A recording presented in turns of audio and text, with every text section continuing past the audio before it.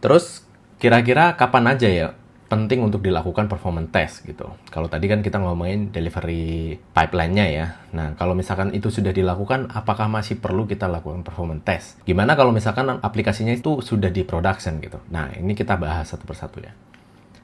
Jadi, idealnya memang kita lakukan performance test itu pre-production ya, sebelum launching aplikasi seperti yang di delivery pipeline tadi ya. Jadi setelah functional test, kita lakukan yang namanya performance test gitu. Itu idealnya.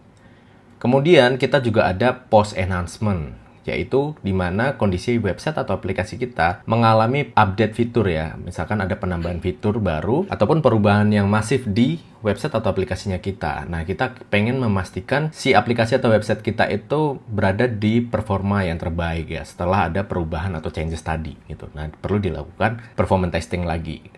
Yang ketiga, pre-events. Jadi saat ada event besar, misalkan ada flash sale atau campaign gitu, biasanya kan itu akan mengundang user baru atau user yang banyak ya di situ. Ketika itu terjadi, kita perlu memastikan apakah aplikasi atau website kita itu cukup capable untuk menghandle traffic tadi gitu. Itulah gunanya penting kita melakukan performance testing dulu sebelum ngerilis si event tersebut ya, untuk memastikan readiness dari aplikasi atau website kita.